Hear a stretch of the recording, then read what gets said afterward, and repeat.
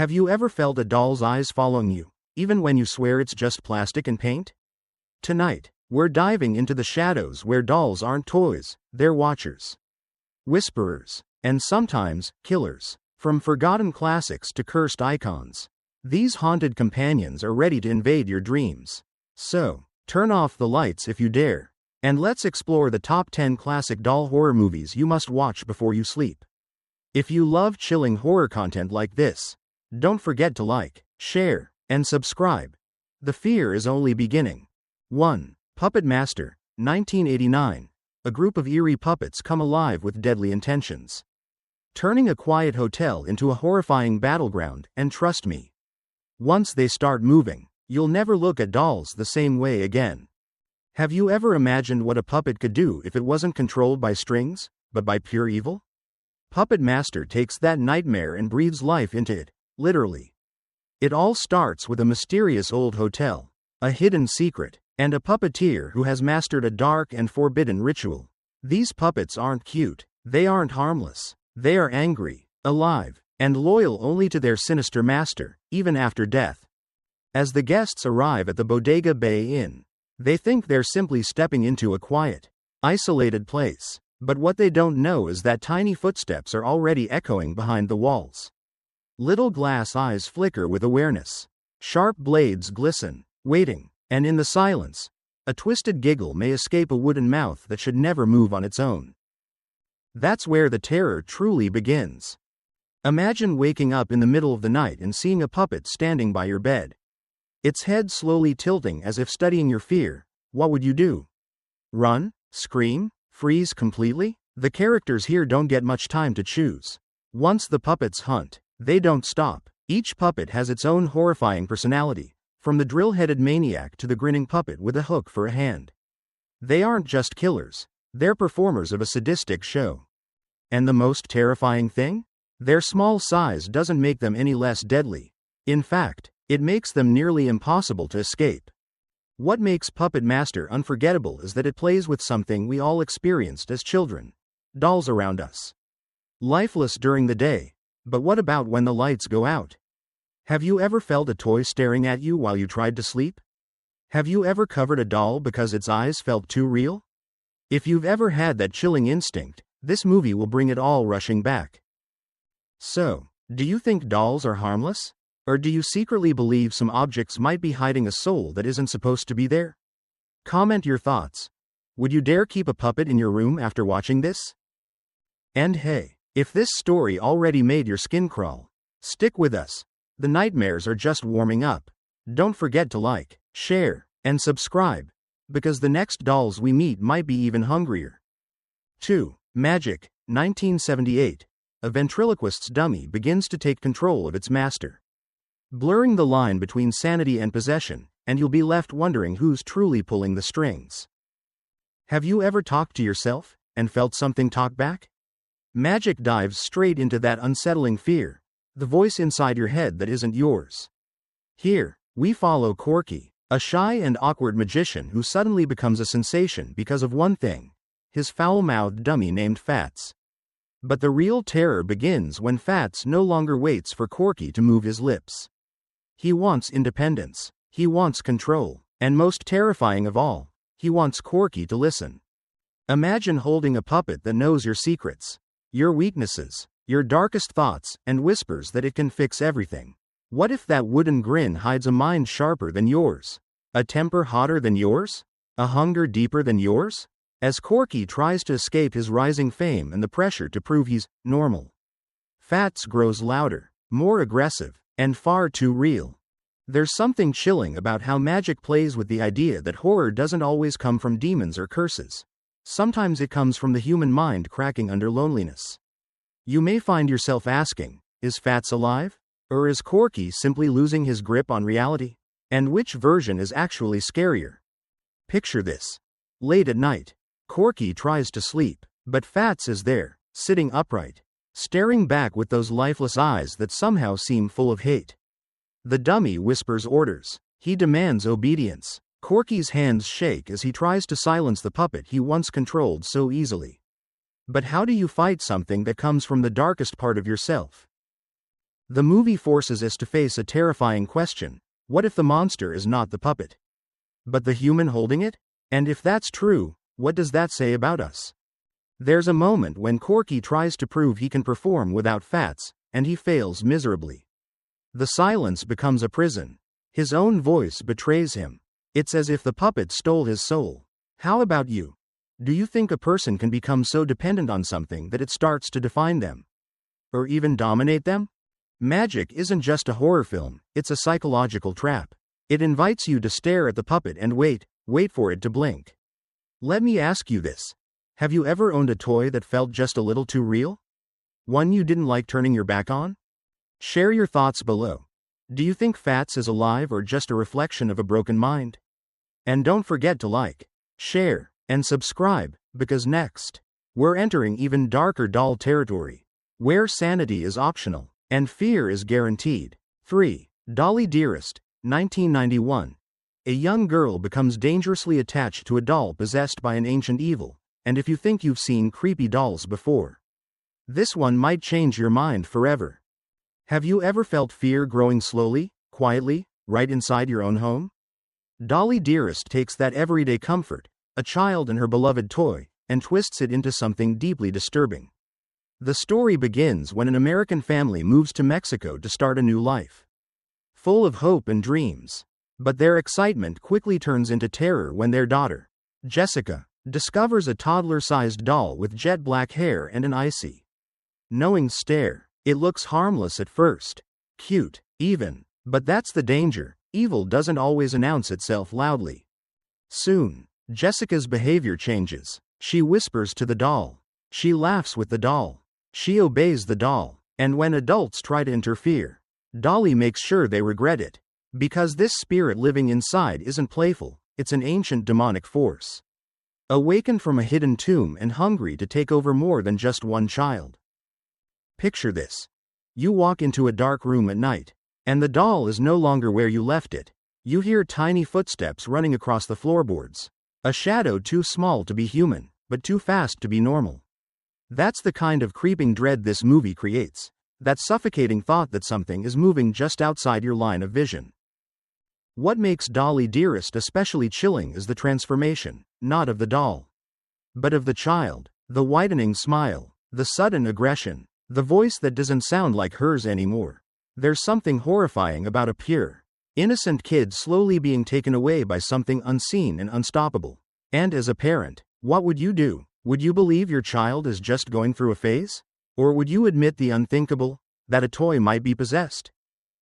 And here's a question for you. Have you ever seen a child talk to a toy like it's a real person? Did you ever wonder if maybe something was talking back? As the movie escalates, the mother becomes the only one who sees the truth, and she must battle a supernatural entity using her daughter as a doorway.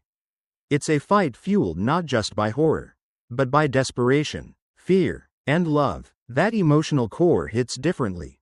Because in real life, what's scarier than losing someone you love to something you can't explain? So tell me, do you think dolls can hold spirits? Or is all of this just fantasy, until the lights go out and a doll decides to move on its own? Comment your thoughts below, and remember to like, share, and subscribe for more terrifying tales that might just keep you awake tonight.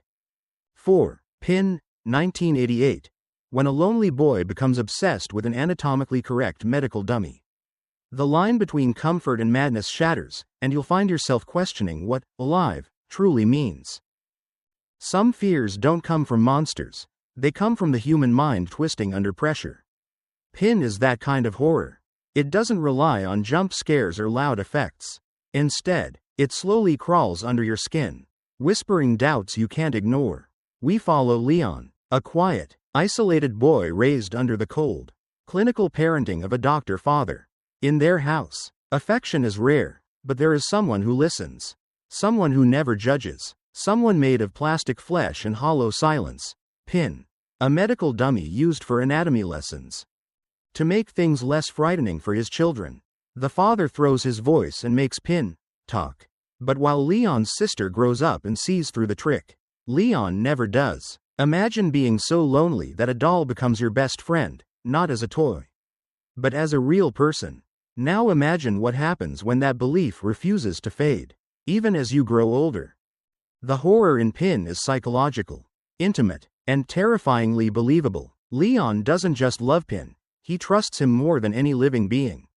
He tells Pin his secrets, his fears, his anger, and Pin answers back, or at least Leon believes he does. That bond becomes dangerous when tragedy strikes, and Leon is left alone with the one voice he can't afford to hear. Picture walking into a room and seeing a life-sized dummy sitting perfectly still in a chair, its skin too smooth, its eyes too empty, its silence too loud. You feel watched, even though you know it shouldn't be able to see. That uneasy feeling? Pin turns it into a nightmare that never quite looks supernatural, but feels disturbingly real. As Leon becomes more dependent on Pin, the dummy's influence grows darker. People who threaten their bond suddenly disappear or meet mysterious fates. And here's the chilling question the movie plants in your mind. Is Pin controlling Leon?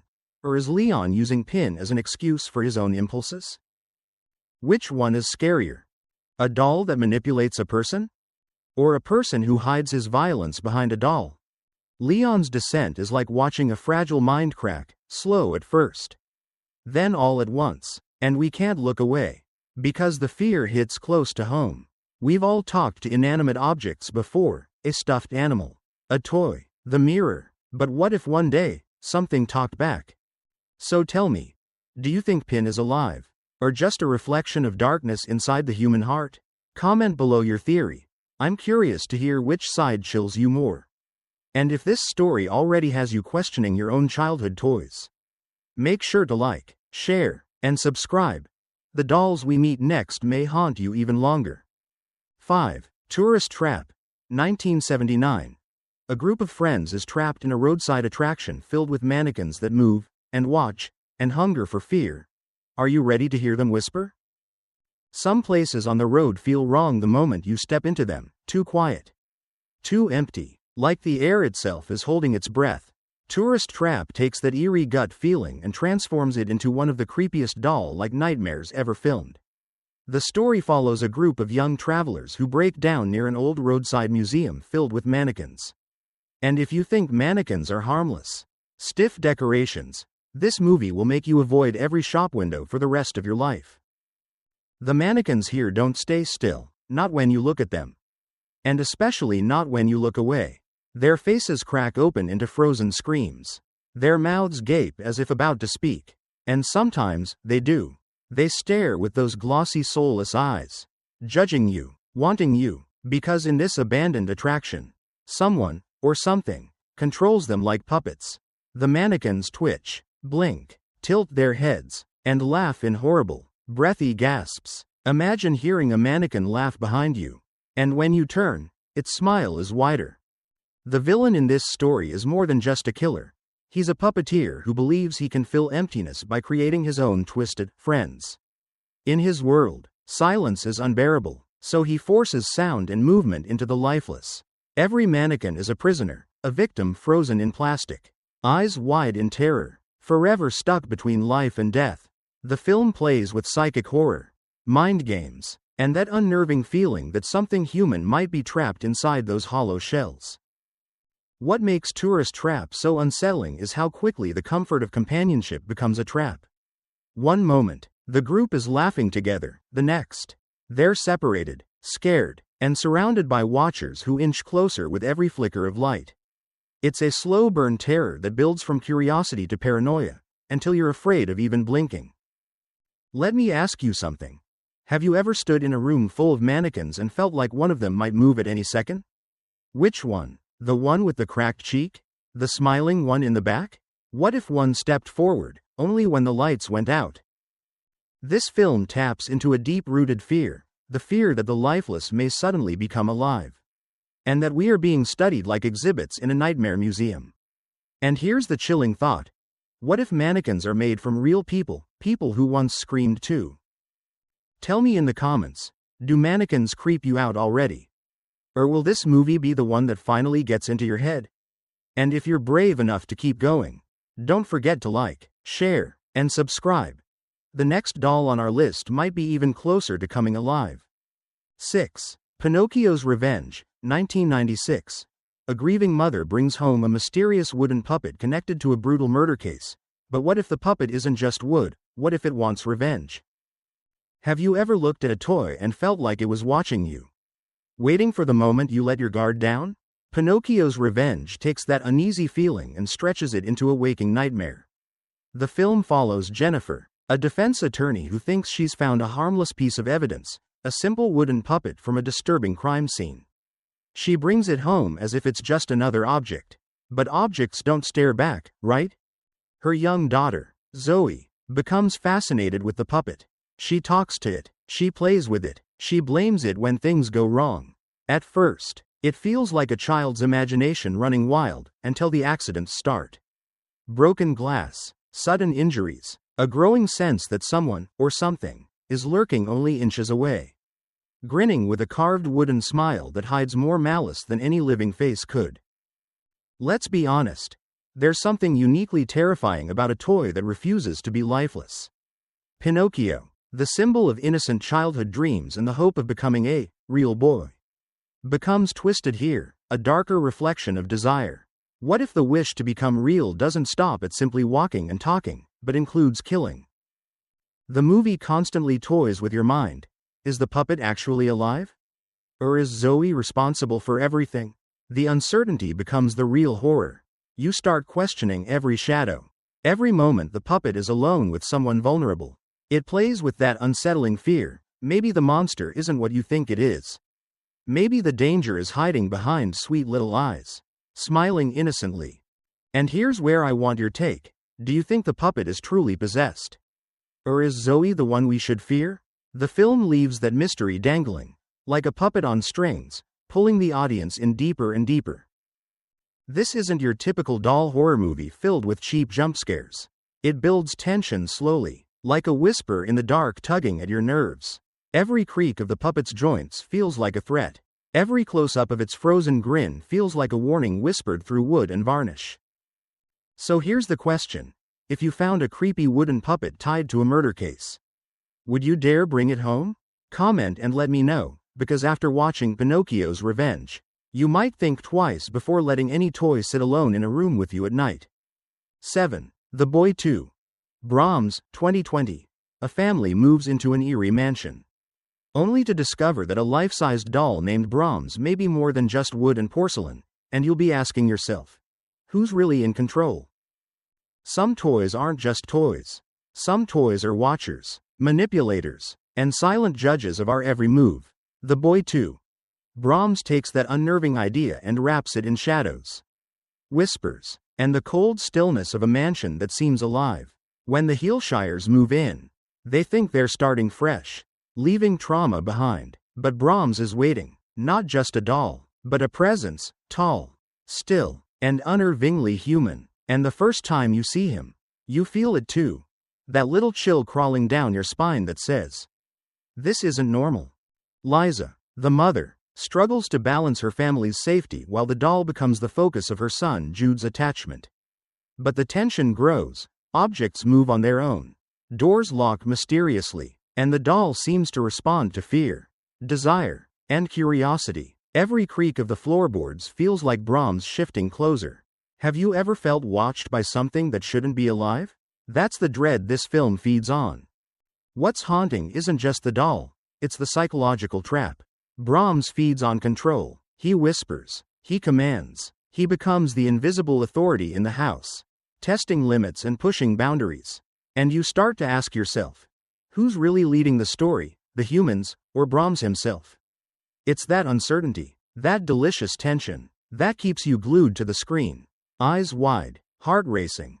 There's a scene that sticks with you long after the credits, the way the doll's head tilts, almost imperceptibly, watching the family's reactions. It's quiet, almost gentle, but isn't gentleness terrifying when it comes with intent? Think about the toys you had growing up. Which one felt too real? Too watchful? Too knowing? Could it have been imagining you? And here's a question for you. If a doll in your home seemed alive, would you confront it, ignore it, or run? Could it be a test of your courage, or your sanity? The Boy 2. Brahms is not just about fear of dolls, It's fear of losing control, of being watched by something that obeys no rules but its own. Share your thoughts below. Do you think Brahms is possessed, sentient, or just a reflection of human paranoia? And if this chilling tale already has your mind racing, make sure to like, share, and subscribe, because the next doll on our list might just cross the line between fantasy and reality. 8. Trilogy of Terror, 1975. A small, seemingly harmless Zuni fetish doll turns into a relentless predator, proving that the tiniest things can pack the biggest terror. Are you ready to face what hides in plain sight? Some nightmares don't need grand castles, dark forests, or distant planets. Sometimes, they fit snugly in your hand. Trilogy of Terror reminds us of that truth with a story that's as short as it is unforgettable. The infamous segment, Amelia, introduces a tiny Zuni fetish doll. No taller than your forearm, but with a spirit that's ferociously alive. Have you ever seen a toy and felt the sudden urge to toss it across the room, even when it hadn't moved? That's exactly the kind of tension this film thrives on. Amelia, the protagonist, finds herself alone, and the doll, small, wooden, innocent at first glance, becomes her tormentor. Every movement, every squeak, every glint in its eyes whispers danger. Imagine being alone in your apartment and hearing that soft, almost playful clicking sound growing louder. What would you do? Run, hide, or face it, knowing it could leap at any moment with deadly intent? The beauty of this horror is that it preys on your imagination. The smaller the antagonist, the bigger the fear, because our minds fill in the gaps with terror far worse than what we can see. This isn't just about a killer doll. It's about isolation, paranoia, and how easily the ordinary can become monstrous. The suspense builds meticulously, a shadow crossing a wall, a soft scuffle in the background, a glance at a handheld toy that seems off, and every time Amelia tries to escape or hide, the doll adapts, persistent, patient, intelligent in its cruelty. Here's a question to think about. Have you ever noticed a toy lying somewhere and felt like it was staring at you? How does it make you feel? Could a little figurine hold that much power over your mind? That's the brilliance of this segment. It doesn't just scare you.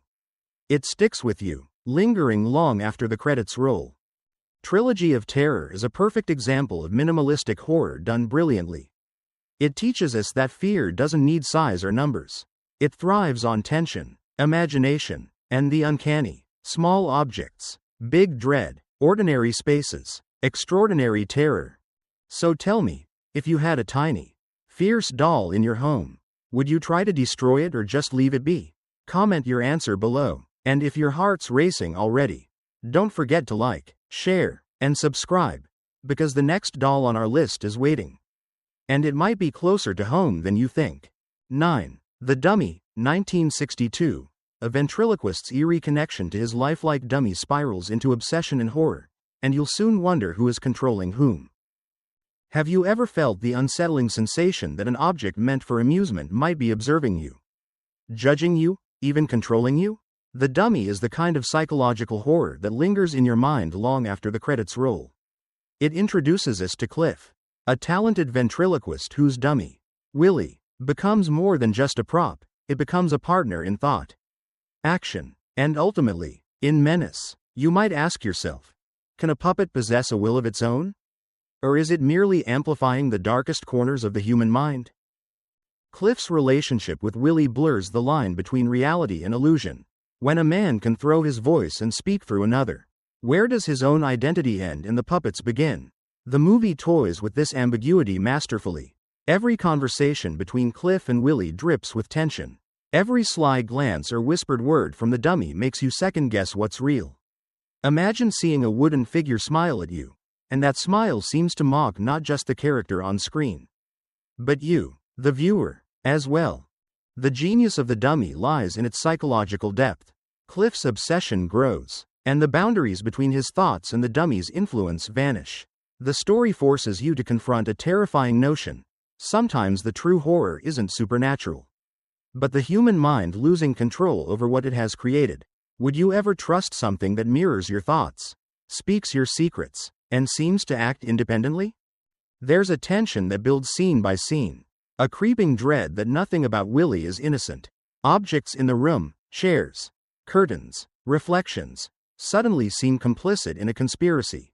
And the more Cliff resists, the more the dummy asserts itself.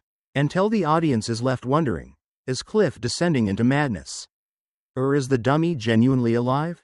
It's the uncertainty that tightens the knot of fear around your chest.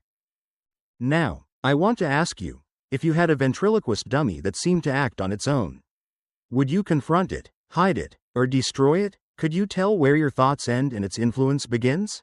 The dummy doesn't just scare, it haunts your imagination, making you rethink the toys you grew up with, and the silent companions that may have seemed too lifelike. If this story has made your skin crawl just thinking about it, hit like, share, and subscribe, because our next doll on the list might make you reconsider what it really means for an object to be alive. 10. Love Object. 2003. When a lonely man becomes obsessed with a hyper-realistic sex doll. Desire and danger intertwine, and you'll be forced to question where fantasy ends and horror begins. Have you ever wondered what happens when loneliness meets obsession? Love Object explores that unsettling intersection with a story that is as disturbing as it is fascinating. We follow William, a socially awkward man who finds connection in an unexpected form, a doll designed to be the perfect partner. At first, it seems harmless, even comforting, but as William's attachment grows, the boundaries between reality and imagination start to dissolve, and the doll becomes a reflection of his darkest desires. There's something unnervingly intimate about this film. It shows how human obsession can give life to inanimate objects. You start to empathize with William's longing, yet you feel the creeping dread as his world spirals out of control. Imagine treating a doll as a confidant, a companion, even a lover, only to realize that your attachment begins to control your thoughts, your actions, your morality. Have you ever clung to something so tightly that it began to shape who you are? That's the core tension here, and it's terrifying. The horror in Love Object doesn't come from supernatural forces or a malevolent spirit. It comes from intimacy taken too far, from obsession consuming reason. Every interaction William has with the doll raises questions. Who is in control? Is the doll influencing him? Or is he projecting his desires onto it? And what happens when the line between fantasy and reality blurs so completely that the consequences become deadly? The movie invites you to confront these uncomfortable questions. And the answers are never easy. What makes this story linger in your mind is its plausibility. Unlike many classic doll horrors where the threat is external, here it's internal, psychological, and deeply human. You might even catch yourself glancing at everyday objects, wondering if your own mind could give them life under the right conditions. That slow burn terror, the kind that grows from obsession and secrecy, is what keeps you glued to the screen. So let me ask you, if someone you knew became obsessed with a lifelike doll, would you intervene, or step back and watch the consequences unfold? Do you think desire can truly turn into danger? Love Object challenges our assumptions about control, intimacy, and obsession, and it's this psychological tension that makes it one of the most haunting doll horrors ever made. Comment your thoughts below, and don't forget to like, share, and subscribe, because the world of dolls is far darker than you think. And the nightmares aren't over yet. And there you have it, 10 chilling journeys into the world of dolls. Each one a reminder that what seems innocent can hide something far more sinister.